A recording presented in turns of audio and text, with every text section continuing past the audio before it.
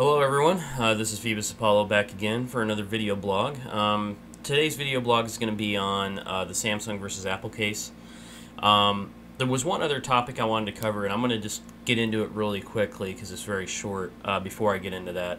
I wanted to have a segment originally to discuss the comments of the Republican Todd Akin, who's currently campaigning, and where he came out and said he made comments about rape and abortion that were offensive and stupid. And I wanted to have a segment discussing that first. Because immediately when I heard it, I was like, well, that'd be a great video blog segment. And I was going to film like a little ditty on it and cover it all.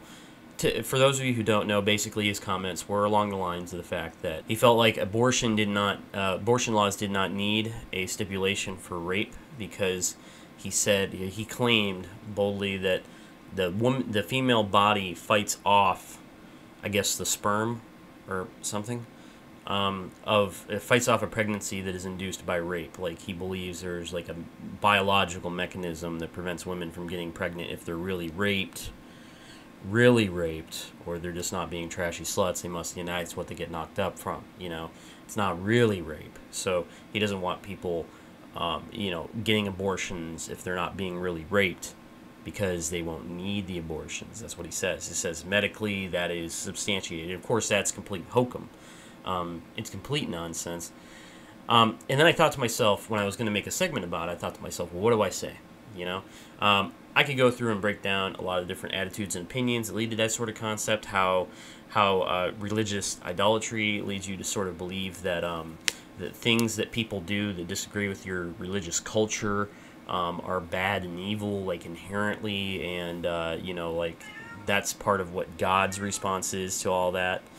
And I think it's just it's a little ridiculous. Like that's lending reason to something that's not really reasonable. And then I stopped myself because I saw the comments of Marianne Carter, who is a conservative nonprofit female, who prominent. She showed up to the conventions and stuff. Sort of a prominent person. She basically came out and said, "Why are men discussing this? That would be my question. At the end of the day, this election is about the economy. One remark like that can knock everything down. It's the rhetoric that upsets the people." And I really think that, I really agree with sort of that disposition. And you can tell that the whole comment stirred up quite a rift between the female Republicans and the male Republicans. A lot of the female Republicans really disagreed with the comment. I think it's really important we understand that, like, abortion, when it comes down to it, is not a key major issue. And if you think about it, the people who want to get involved the most in it are people who are only really concerned about pushing the social agenda of their religion in their political platform. From a political, governmental standpoint, it's really one of the last things that should be addressed, period. I definitely agree that people should have the freedom to choose to have abortions or not. I think, honestly, it's beneficial to society that we make those decisions. A lot of crime comes from the fact that families just spring up out of nowhere and there's no control over the population because people just don't believe in having abortions a lot of the time. Regardless of your ethical opinion on the subject, you can really go into the foray of government and do a lot of work in legislation, a lot of work in policy making, and never touch abortion. And it's kind of asinine to bring it up repeatedly, but the only reason it's brought up is part of the polarized concept of the parties, which is part of where Marianne Carter's comment comes in. For me, her comment comes in because it sort of explains that it is the polarization of our culture that puts off people, it puts off the moderate people from supporting one party or another. As a libertarian, I have half of my opinions coincide with Republicans, half my opinions coincide with Democrats. On situations like this, obviously, I coincide with Democrats in that I believe in freedom of choice. But on economic issues, I coincide with Republicans. It's really important to understand that it's hard for anyone to support a culture that has, deliberate ignorance. But the more and more polarized we allow our society to become, the more we divide between two really non-sequitur groups to begin with. Republicans, Democrats don't have major overarching political ideologies that support their cultural attitudes. They don't. They don't really have a core ideology that supports why they are who they are. They're just cultural biases expressed in almost a cartoonish form in government. you know, you can't ask yourself, like, why am I a Republican or why am I a Democrat without just going into a list of attitudes that you think you like. And that's not really the way we should look at it. We should think of government as a means of what is the core principle of government, what do you believe the government should do, shouldn't do, etc. So, I mean, I really agree. It's the rhetoric that upsets people. There's really no business. The guys like Todd Akin even need to, you know, they should just not be discussing this kind of thing. But I believe part of freedom of speech is to allow people to make ignorant comments, because you won't be able to expose ignorance unless you actually see it. And I really think that a lot of people, you know, they should take a note of this, keep that in mind the next time they decide to vote. You know, this guy's priority is to talk about stupid shit that he made up about abortion to make him feel good about his religious biases. That's pretty much it. And it's sort of an ignorant attitude, and I can go on and on in days about the ignorance of it. But I didn't think it merited like a full segment. So I just figured I'd throw that out there. Let people think about it, give your comments and opinions. And, you know, off to the main part of the show is just going to be Apple versus Samsung. I hope you're patient because it's going to last fucking forever. So, thank you. Watch. Alright, today's segment's going to be on Apple versus Samsung, the most recent court case involving patent law. I really am kind of pissed off about the whole situation, and I feel like it's something that a lot of people don't understand. So for those of you who don't know, Apple is, you know, primary one of the biggest markets that Apple is involved in right now is smartphones, and particularly, and also tablet PCs to another extent. And that's because of their successful iPhone and iPad products, you know, and everyone knows about these, they've heard about them, I'm sure. There's a lot of successful innovation that goes into making products like that, and I think it's really important to understand, like, how this comes into the marketplace and how patents work. And this is one of the reasons I wanted to lay this down as one of the segments here, is just to get my thoughts out on it. I think it's very important to discuss the concept of patent. You know, I have a Samsung Nexus S smartphone here. It's running one of the later versions of Android operating system. And, you know, if you look at it, it's got a lot of icons on it and whatnot, and it's a touchscreen phone. It, you know, it has a lot of apps on it that allow you to do certain things. For the most part, it's very similar to the iPhone itself, where, you know, same concept, touchscreen, navigate with your finger presses, launch apps do stuff. It's great. So, you might wonder, like, where patent law comes into play here, and what the whole concept is behind this whole legal dispute that happened. When it comes to patents, patents really are mostly design-based, and a lot of what patent law revolves around is certain designs for products, and these designs don't focus necessarily on the function of the product as much. It's very important to understand that, you know, Apple, when they sought patents for the iPhone, a lot of their product patents are for very similar, just generic operating system computing designs, because that's basically what the iPhone is. It's just a small, you know, mini tablet phone, you know, more or less. Nokia had already done a lot of work in the field of having smart applications on phones. You know, other companies as well had produced things like Research in Motion's BlackBerry design. Big screens, a lot of smart applications. Applications are lined up in rows on icons on many of these older phone designs. The iPhone didn't come out until about 2007 regardless, and it was mostly based on the software used to run the iPod MP3 player. And a lot of the functions that these phones do aren't necessarily as patentable, but a lot of the designs going around these functions are. And a lot of what patent exists for is to primarily allow people who make an innovation to profit from it without somebody just flagrantly copying their ideas and just marketing as something slightly different and making a lot of money on it. But one thing we have to understand with patent law is that everything iterates from something that came before it. Just the iPhone iterated from a lot of concepts that came before it.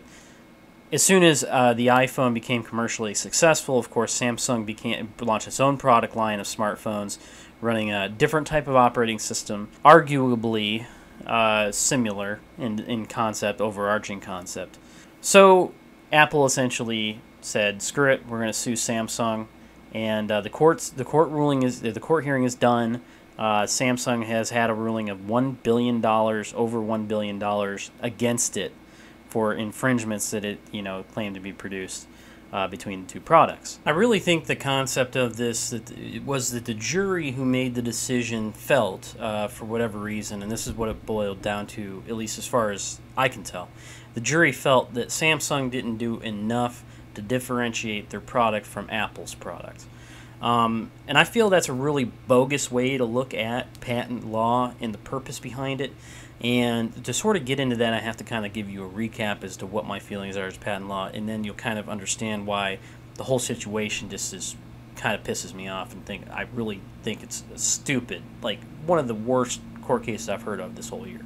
When I think of patents, I think of the sort of original intent, in U.S. law at least, as far as the Constitution goes, and when it comes to patents, they're supposed to be temporary things that allow an inventor to profit from a work that they created. It's very important to understand that patents are supposed to be a limited lifespan thing. It's supposed to be a privilege for the person who created the invention. A lot of what we do, what we think of it nowadays, is less just that sort of thing, but we actually think of patents as property, like the tradable things, tradable commodities.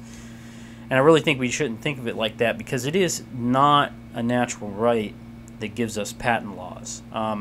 It's something that we agree upon for society. Regardless, a lot of what patents cover is mechanisms and not just overall concepts. That's kind of the purpose, is to make sure that a specific mechanism gives somebody a right to profit from it. But we don't want just the uses of the actual invention to be limited. People who own products shouldn't have to pay a royalty to use it in a new way. And I think one of the best people to look at as far as like getting an idea of where patents are created from in copyright law is founding father Thomas Jefferson. I always go back to him, obviously, if you've known me any well. One of the reasons I go back to him so much is because he often writes letters that explicitly, in great detail, go through many complicated parts of his opinions. And that's part of why I want to make a video blog recording, is I want to actually put my opinions out there in a way that is nuanced and covers all the details. Because I think that's very important if you want to understand, if you want to actually put thought into things. Regardless, Thomas Jefferson worked as on a patent board for several years, and he also made numerous inventions that he used on his own personal estate. And I think that he really emphasized what patents are about when he said that he believes that it's about the principle of the invention, not the specific design, not the materials that go into the specific product, not the actual use, not the other sort of minor details, but rather the core principle of the product. In several of his writings, he stressed a specific point to explain that he believed the purpose of patents was for temporary purposes, for the gain of people, and he thought it benefited society, but he understood, and he made a specific point to argue consistently, that they did not come from natural rights, rather that patents are created by the will and the convenience of society, that they exist mainly because there's no complaint by people that it's a bad system to compensate inventors for doing creative things. But they should not be considered property, as in it's not like you own something and it's being taken away from you. Rather that we give people privileges, to get royalties from the production of certain kinds of products because it encourages them to create new products. And that's the only reason that system exists, is for society's gain. There's a lot of reasons you could argue why patents shouldn't exist at all, because creative ideas, once they get into the public mind, essentially become everybody's. I mean, to think of a concept of a thing, once you understand what constitutes said thing, is essentially your idea, even though every idea originates from somebody else. It's essentially something that you can reproduce, potentially reproduce. Obviously, complicated inventions need very highly skilled, highly trained people to reproduce. But just like copyright, patent law tends to be abused, and it's abused in a couple different ways. I mean, for one, patents can often be very vague. it was hard to get a patents approved in the original, early days in the United States. It was hard to get a patent done, and patent law was very permissible. However, it got really even worse during the depressions in the 1890s and in the Great Depression. There was a lot of public attitude against patents because they felt it was just a way for big companies to monopolize a particular trade by trying to force people to pay royalties to use products that were used in industry. And in the early days, patents were primarily for mechanical devices that did a thing. They weren't like complicated computer devices that, a lot of the product use is completely software related. They were designs that if you emulated the design, you emulated the complete function of the product, like a gear system, a pulley system, elevators, bridges, architecture, etc. All these kind of concepts, everything that went into different kinds of functions were completely derived from the design of the product. Whereas nowadays, with higher technology, small computing devices, you'll notice that a lot of the function of the product can change quite a bit rather quickly just by changing software elements, things that aren't part of the function, the primary design. I think that's part of where software patents go stray from our current system. In the late 1900s, you saw a resurgence of copyright law and patent law specifically because of a prosperous economy. In a recession that we have right now, we have to be more critical of it and the effects it has on society. Because going back to just the way I think of patents is similar to the way Thomas Jefferson presented it. The whole reason they exist is for the benefit of society, to make sure that creative people get the ability to benefit from their innovations and encourage them to innovate. It's not because they have a right to it. It's because we agree. It's very socialist in a way, actually, if you think about it, because it's a lot of the concept behind it has nothing to do with actual property rights. It has more to do with societal gain and how we think it benefits everyone. I think there's a purpose in place for patents, don't get me wrong.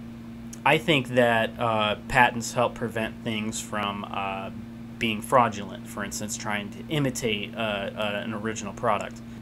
It's easy to get confused when we have so many things to choose from in the marketplace, and I think that it's really important to understand that patents help us prevent people from just making deliberate copies of things for cheap gain. You're forcing somebody who makes a copy to potentially have to pay royalties to use that particular type of design or product, and it helps prevent confusion. And I think that's important in society. I think that it's important that we have a tool to do that. To that extent, Apple should have some kind of patents that control, regarding their iPhone. Like, somebody made a deliberate knockoff of the iPhone, deliberately tried to imitate all the elements of the iPhone. That would be wrong. But I think we need to understand that they should not own concepts, like broader concepts about how phones work, just because their phone is a popular modern innovation. And one thing that these disputes are going to cause is they're going to cause higher prices in the form of competitors being discouraged from producing competing products because they're afraid of a legal issue that could make their business unprofitable. Two, once the number of competitors is diminished, things become more monopolistic. Companies like Apple, who love to set prices on their products, will have much more discretion to do so, just to get the marketplace for a thing that people use, in this case a smartphone. And with the economy and the world today, the way things are, you want to ask yourself, when you think about these kind of situations with patents and big companies fighting between each other, do you really want to fuck around with the negative effects that, say, a $1 billion settlement against a competitor is going to lead to your marketplace? You know people, I guarantee you that you know somebody who has, you probably yourself have a smartphone, you know somebody who has a smartphone. You see people using smartphones all the time. They use them all the time because they emulate a lot of the primary functions of a computer. They have a lot of different applications that can be used to do a lot of different things. I mean, my phone is, isn't just a timepiece. It isn't just a stopwatch. It isn't just a calendar. It isn't just a calculator. I mean, it streams internet videos, movies, music through services I pay for, services that are free. Plays music. It connects wirelessly to other devices to do exchange things. It provides me information, access to email. Basically, a lot of the stuff I do at my computer, I can do at the phone. I mean, I even have an app on there that allows me to remotely control my computer for what that matters. I can just actually do everything from my home computer on the go. It's just ridiculous. And really, when you want to talk about how this benefits people, is patent legislation in this instance, where Apple's getting a $1 billion settlement out of Samsung, really benefiting us smartphone users and people who, all those marketplaces that rely on smartphone users, retail companies sell, make huge profits just on accessories for smartphones. They don't even need to sell the smartphones. They make huge profits just on the accessories for them. There's a lot of jobs, a lot of business, and a lot of stuff that goes into this sort of trade. I think it's important that we think about that when we think about how the patent law should be applied, or what we should support whenever we think about patent law, and whenever we think about supporting people who go into our legislature to represent us on legal issues that could affect patent law, copyright law, etc. All inventions that happen, basically all inventions that occur, are iterations on previous designs, and that's a lot of how any invention happens. The iPhone itself, there were smartphone designs before the iPhone. The iPhone just being primarily built off the same software engine that the MP3 player is built off of. But even that, outside of Apple, as I said before, there were other products, a lot of very prominent products that were made. And also in history of patent design, I mean, I think a really good example is the elevator, which is what Thomas Jefferson, wrote about. It was one of the more notable things that brought up patents in the writings of Thomas Jefferson in his letters to people. He had to pay a royalty to, he didn't have to, he chose to, respect the royalty of somebody who created, dumbbell pulley systems and elevator systems that he used, that were used in a property that he had built. He didn't even know these elements were being employed in his property, but when he found out that there might be an issue with the patent law, he reviewed the patents and decided, well, I'm going to pay the royalties applicable, the appropriate royalties to the appropriate people for use of these innovations. And he made it very clear point that he respects what people do to take old ideas and make them new again with modern technology. And we're always remodernizing all of our old inventions. Everything in the household is constantly being revised. Televisions, modern household appliances. Just think about how many different kinds of microwaves have been created since microwaves have been invented. Every time there's a new major revision, change to the technology, someone deserves some kind of appropriation. At least the way we think of patent law, somebody deserves some kind of appropriation for that employment of the technology to an extent. And that extent is that we allow those people to benefit from it, to benefit ourselves, to benefit the society as a whole, because we don't want that invention being abused, because it creates a negative marketplace. It creates a dour market when there's a lot of just deliberate chicanery, people copying each other all the time. You could argue, if you want to play devil's advocate to my position, you could argue that smartphones themselves, any sort of modern technology, is all too derivative. It's all too similar. It's just complicated, and who knows what kind of stuff's going on. These smartphones are too smart for me, sort of attitude. You could do that. I think people are wrong to do that. I think it's very important that we understand that, for one, if you don't understand the differences between a product, they all seem like they're the same thing to you, you should probably get educated, because there's a lot of difference between a lot of different kinds of products. I can sit around and say most cars are the same. They drive you from point A to point B. Shouldn't somebody get a royalty paid on that? But it's very important to understand that these kind of patents are supposed to be temporary. They're supposed to allow people to get their product out to the market, market it on their own, and then it has to survive past the temporary period on its own merit. and things are being constantly revised. And it's very important to understand that when something gets patented today and gets out into the public, it's out in 2 to 3 years and gone through its whole lifespan, and then it's gone.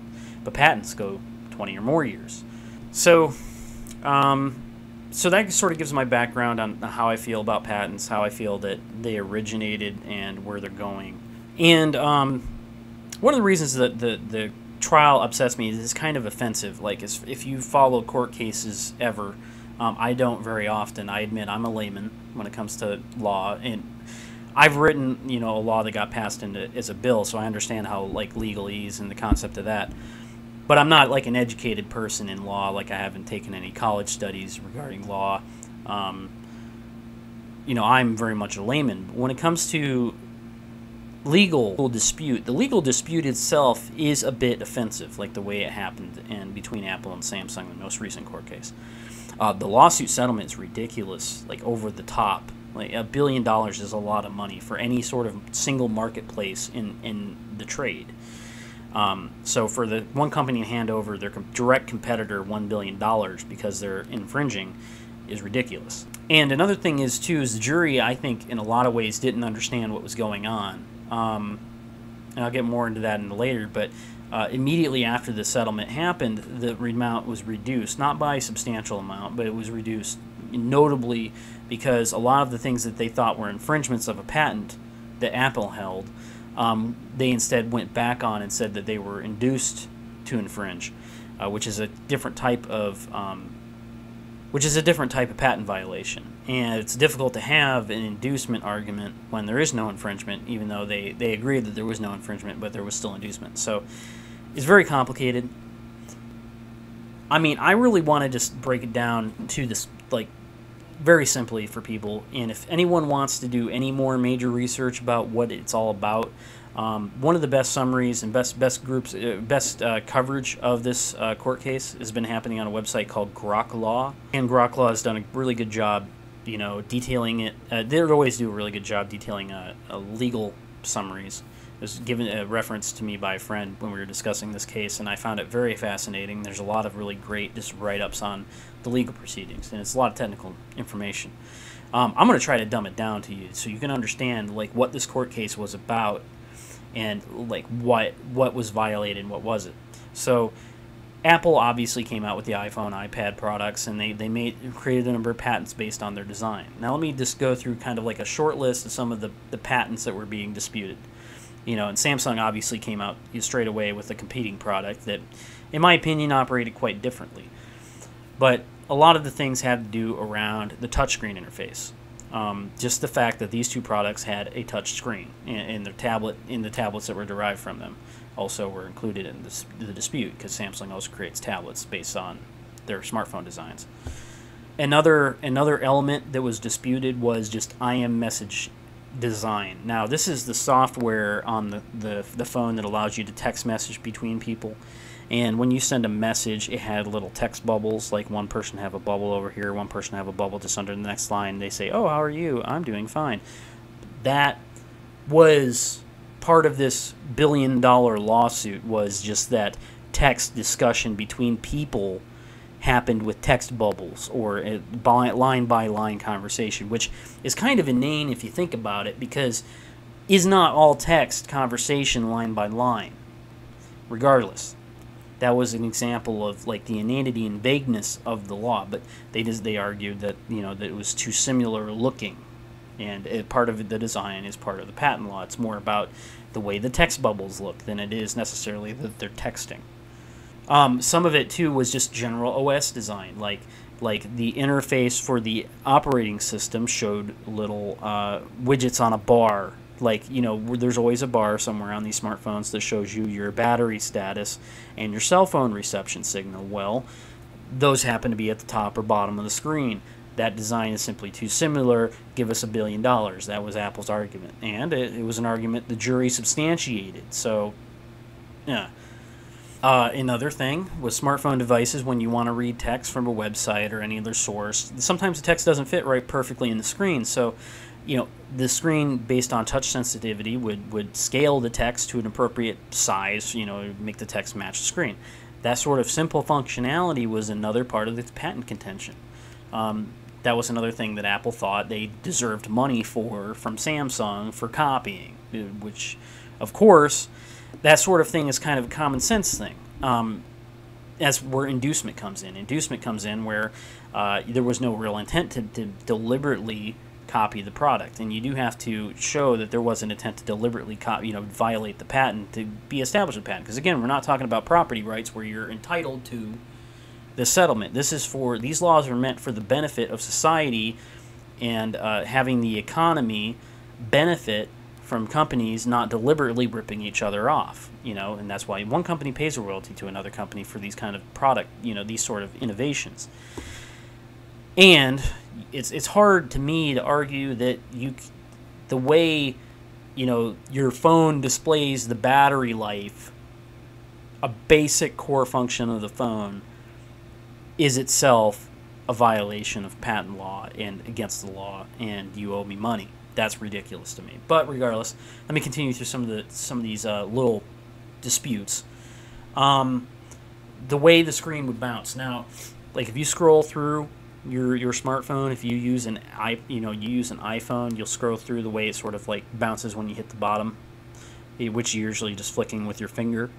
The animation effect, part of that design was part of a patent, and that was one of the things that they were suing based on the Android OS operating system that runs almost all competitor smartphones to the iPhone.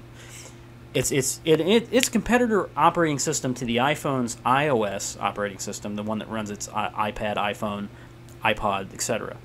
All those kind of generational products all run on an Apple-produced operating system where there's little icons, it's a touchscreen interface, and that's what it's meant for.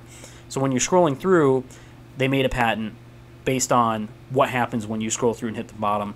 Android's was a little similar. Recent versions of Android have actually changed the functionality of the scrolling function to avoid patent contention, which is ridiculous in and of itself.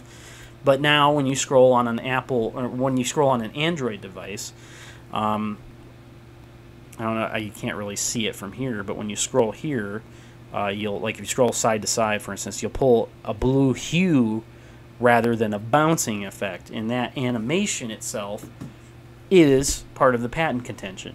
You owe us $1 billion because your screen bounces a little similarly to the way our screen bounces, and that's ripping us off, man.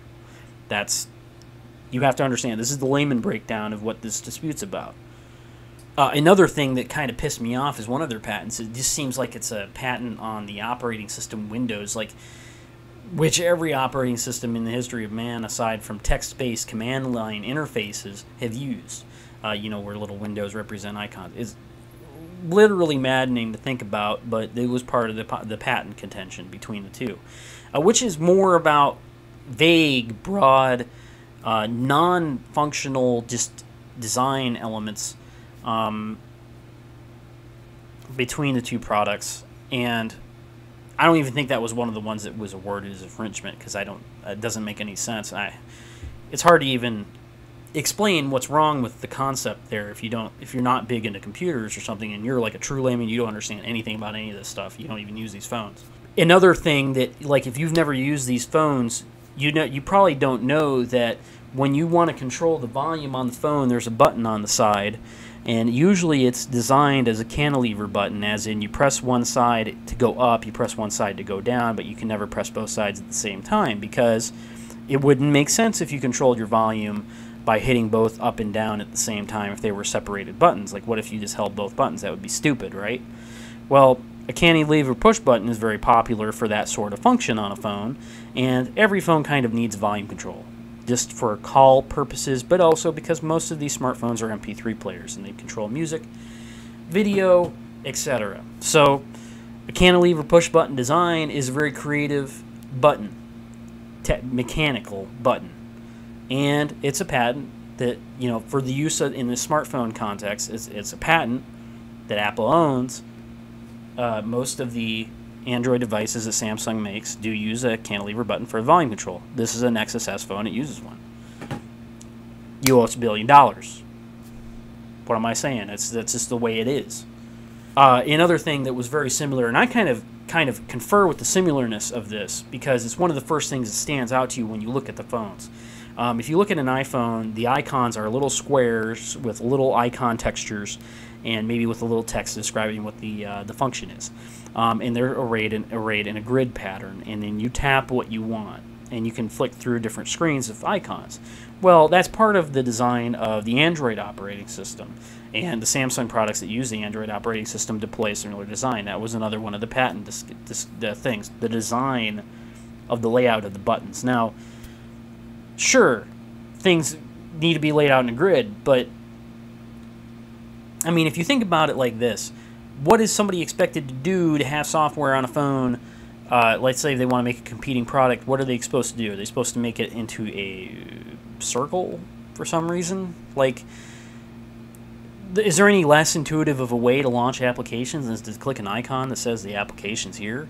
It's part of the fundamental operating system designs that Apple and all of its competitors have used for years.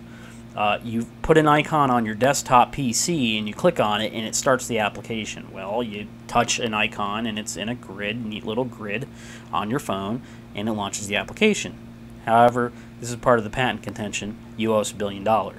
I'm just saying. This is where we're at. And probably the most offensive of the patents being disputed.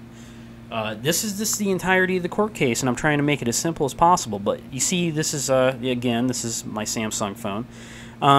It's a great phone. I love it. All the Galaxy products are great. Samsung's a great competitor to Apple because they produce a product that is good performing, looks gorgeous, and the Android operating system functions quite a lot differently from the iOS, which I hate. I think the iOS is clunky and terrible, and I don't like to use it. Deal with it. One of the centerpieces of this case is the fact that this has rounded edges. God forbid your phone does not have sharp 90-degree angles when it goes into your pocket, and it has a rounded bevel on the back. This is to make it, sleek to slip in and out of your pocket, in and out of your case. However you want to carry this around. You don't like having having this in the palm of your hand with this corner popping a, sharp angle straight into your palm, right? Wrong. That's patented. That's Apple right there. Apple invented that as a patent on their phones. You owe us $1 billion. Do not do that. Do not do that, or you owe Apple money, because God forbid. Which is part of more like the essential problem with the patent system. I mean, there's a lot of common sense application that has to go into creating better products in the process of innovation for products. And we shouldn't have just broad descriptors based on what is patentable or not. It's got to be something tangible that has to do with the innovation of a particular product. And if it's not, then it shouldn't be an enforceable patent. Patent office, dudes, got to step up your standards a little bit. Regardless, that's part of basically all that stuff is the essence of this court case. And that's probably a very gross oversimplification. There's a lot of legalese terms you could go through. If you want to, the Grok Law website that I referenced earlier, great resource for getting into all those details. But there's so many things wrong with this mentality. And in this particular case, the ruling is Samsung's going to have to pay Apple $1 billion. Now, of course, Samsung's going to appeal this, and they're going to stay all payment for this ruling, for a later time until the appeals have completely gone through. And I really think that if you look at the case, it is one of those cases where there's a lot of chicanery. For instance, Samsung was denied the ability to present evidence that they felt would help their case in several situations because certain artificial timelines passed, and the judge was like, you took too long, we're not going to have your evidence in our courtroom. The closing statements were given in a way that was kind of unfair. There was a lot of just deliberate bias. The instructions given to jurors were not clear or heeded to correctly. It was part of the whole reason the jurors came back to reduce some of their rulings because the jurors had given poor instructions. One of the jury foremen, who was the dude who was chosen to be like one of the main dudes to organize a jury, that dude actually owns a really vague, completely ridiculous patent on like recording devices for audio, like something completely vague and ridiculous. You can tell those kind of patents only exist for people to try to just create bogus lawsuits to buck up our legal system and create a lot of unnecessary grief to companies that are just trying to give us a good product to use. And people are trying to get, some little extra dough out of it. So this dude says to the jury, you don't have to follow these instructions. Just do this nonsense. And it was an interference in that sense too. So there was a lot of different interferences, unfairness, a lot of different things that happened in the court case that I think is going to make a strong appeal for Samsung to get out of a lot of the liability that they were weighed against. But there's so much liability that even if they get out of 80% of it, it's still a ridiculous ruling, like $200 million going from one hand to the other because they copied what? And I really think, to wrap up, like, my feelings on it. And this is just how I want people to look at this and get their own opinions. This is just part of me venting and consolidating my opinion into something congealed, like sugar-free Jell-O in a little cup, which is awesome. It's only 5 calories. You get a little cup of it. It's like you're eating air. But regardless, I want my opinion congealed like a little disc of delicious sugar-free Jell-O, right? So basically, I think that patents should not permit the growth, proliferation of monopolies. That is, patents don't exist so that one company who comes up with a useful innovation can forever just sit around reaping the rewards of being the only provider of such a useful innovation. There should always be the ability for competition to create competitive products. That's because it's people's property rights that give them the right to make products to compete. It's only because society got together in the institution of government and said, some people should benefit from these patents, some people should benefit from things they invent, that we have inventions, that we have patents. Also, too, we have to be very critical about iterative design because everything is iterative from ancient designs. It's just endless, the number of things, automobiles from horse-drawn buggies. There's so much in common there. And every new invention that comes along presents something new, and I think that we need to be very critical of what we allow to be patentable that is just an iteration on a previous thing. I think that the more things become common and used, the less they should be patentable. And I think a lot of the patents should express some element of their function, but we shouldn't just allow people to patent one device is used for every function so he can get a royalty every time some product's used in a new way. Rather that when somebody creates a competing product, the function's differentialities should be used as a way to, we should be really looking at whether products are made in common because that is part of their essential use, or if they're made in a common way simply because they're trying to be copies of one another, like just deliberate copies and without having to respect the privileges we offer patent holders. And other companies have done the same thing. In software, it's really bad. Copyright and patent laws are constantly abused from one software company to another, trying to prevent their competitors from creating a competing technology. Microsoft is a big example. One thing that's always pissed me off about Microsoft is the way they sort of abuse those laws. They've always tried to ramrod, especially open source software that competes with the software on their desktop. They've tried to ramrod like Linux operating system. They've tried to ramrod open source competitors to their products, like OpenOffice. They've always tried to ramrod anything they could through the legal system to prevent their competitors from gaining any head ground against their already well-established dominance in the field of personal computing. That said, I respect it. I respect it to a certain degree, and I don't dislike Microsoft products because a lot of Microsoft's methodology for creating their operating system does rely on the fact that people use, original implementations of the product. They don't try to restrict what you do with the operating system. Apple, though, their design concept is purely based around restriction. They want you to almost completely rely on every system that Apple uses to use their products, and it's very annoying to deal with, and I don't like dealing with Apple products because of that. But this is an emphasis of why Apple, in my opinion, is the worst of modern software, hardware, like high technology computing companies. It's easily the worst because they try to force you to rely on them, and when they don't succeed, when people start relying on a new type of product that comes into the marketplace, lawsuits form up, nasty lawsuits, and because their whole concept is their brand identity. It's entirely sold on the fact that they are Apple. And they've done a lot of innovation, don't get me wrong, their products aren't bad. They are very much a leader in many fields, particularly smartphones. iPhones are some of the most commercially successful available, and they're losing a market share to other competing smartphones. If we think of patents as a way to benefit society, but society is not benefited from the use of patents in this way where they're just being used to drum out competitors to a mainstream market holder.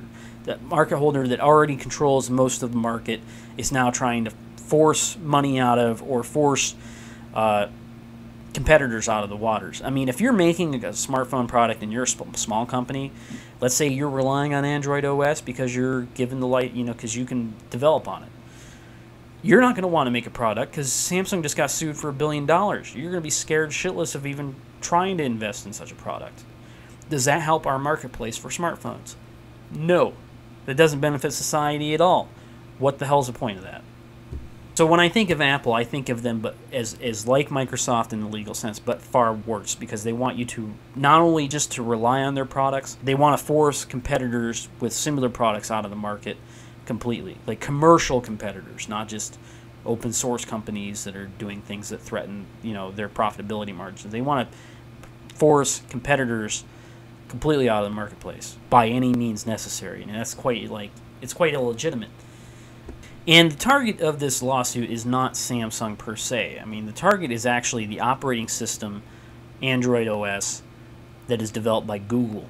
Touchscreen smartphones, any of them that don't operate iOS pretty much operate the Android operating system. The only other competing operating system was WebOS. Like the one that was major was WebOS, and that went out. It was HP developed, and that's out of the waters now. And why would anyone want to get into the market and making a competitive operating system, because the ones that are out there are being targeted by Apple for lawsuits. And I really think that the end result of this will be is if there's not an appeal that completely reverses the decision of this case, we will see Apple sue Google over the use of the Android operating system, claiming that they are infringing on their intellectual property by having an operating system that operates phones too similarly to the way the iPhone operating system works. One of the things about the Android operating system that's cool is that it's very open to development. People are free to get on board with the Android OS and make new hardware that uses it. You see it on tablets, you see it on phones, but a lot of different companies use it. Whereas Apple is the only one who's allowed to use Apple's iOS. So you're essentially barring the functionality, many of the core functionalities of a computing device that is built into a phone, a small portable device that is built into a phone to do computing. You're essentially running it straight out of the marketplace. And if you saw something like that happen, and I'm sure this is Apple's vision, there will only be a marketplace left with iPhones and iPads. And do you think those iPhones or iPads are going to be competitive anymore when there's no competition? Of course not. And you could look at it as a situation of a U.S. company, and this is part of the reason why supporting U.S. companies is so hard sometimes. U.S. companies really have this attitude that they're somehow entitled to marketplaces without having to try to put real effort into it. And, Samsung's a Korean company, but Samsung produces a lot of excellent products. And it's hard to say that Apple deserves money from the consumer, deserves a lion's share of a marketplace from having a few exclusive patents. It's hard to argue that, even though they get a lot of support in the legal system because they are a U.S.-based company. One of the main things that happened in the courtroom case is Apple made it a point to really stress the foreign nature of Samsung. They made an argument in their closing arguments that the executives wouldn't fly from Korea to be personally presented inside the court case because they didn't take it seriously. They don't take you seriously, jurors.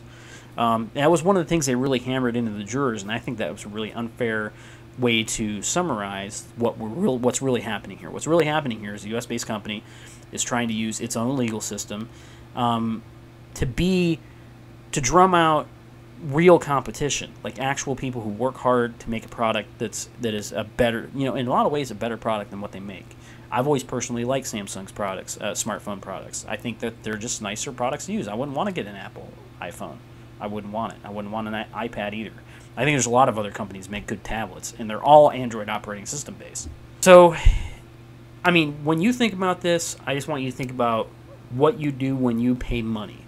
Do you own Apple products at home? I do not personally own Apple products. I've never liked them. But I've always considered buying them. Like, I've always thought, well, now iPad looks nice and iPhone looks nice. They're great. They're good products and everything. They're not what I like. I don't like relying on the proprietary nature of all of Apple's technology. But, a lot of times they'll have, like, an app that I like, and I don't see it in my own marketplace for the Android marketplace. I always think to myself, well, if somebody got me something as a gift, I would use it. I'd try to use like an iPad tablet.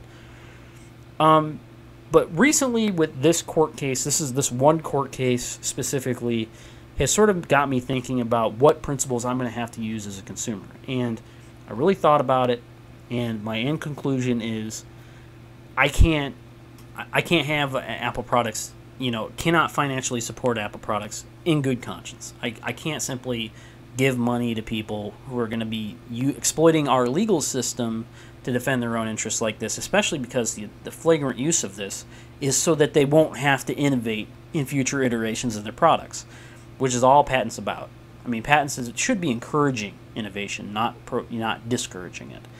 And I really think that when you abuse a legal system like this, it's one of those things where a consumer who's conscientious about what's going on should make that call and say, look, I no longer support you. And that's what I think it'll take to stop frivolous lawsuits like this and stop it glutting up our legal system and stop companies that are doing good jobs to making competing products to bring the prices of products down so all of us consumers can all have fancy smartphones. I think that that's important. And I don't appreciate chicanery, especially when it comes to affecting very expensive, highly specialized personal computing devices that I think everyone should use. I straight up think everyone should have a smartphone, hanging out, and understand how to use it. I think society would benefit from that. It would make us all interconnected. It would make us all more in touch with our computing products. And it would make us understand the value of computing devices as a household appliance, as in not just a household appliance, but as a on-the-go appliance. Something that you have always with you that just keeps you connected. It's like the tricorder of the modern era right now. And I think that in the future, people will really be used to having personal computing devices like this with them at all times. Straight up. And I think that the things that will slow down that process for innovation is things like what Apple's doing, and I think that that is one of the reasons why I cannot, in good conscience, support Apple. And I think if you feel the same way, stop buying their products. And tell them why you stopped buying their products. Complain about it. Tell other people why you think they should not be supported. So that was something I wanted to cover. I wanted to get that out there, and I really think that I've made up my mind on it, and I hope you guys make a good decision, informed decision for yourselves. Alrighty, guys, thank you very much for watching my video blog. I hope you enjoyed the commentary and stuff, and I hope that whenever I make these blogs, like I said, it's not just about me having an opinion. It's about me trying to formulate an opinion for myself and consolidate my thoughts and stuff. And I just hope you guys get something out of it. I hope you guys get something positive. Had a new thought during that whole little splurge, rant, rave, whatever you want to call it. Had an original thought that you wouldn't have had otherwise had you not seen it. And I really appreciate you guys viewing. I'll go ahead and try to update some more soon. And if you have any comments, please leave them in the YouTube channel or on the Facebook. And keep in mind, I will not read pretty much any of your comments. And try not to be offensive with that. It's just, I probably will never read your comments. So thank you very much. Have a nice day. And thank you for your patronage. Right, Mox? Right, Mox?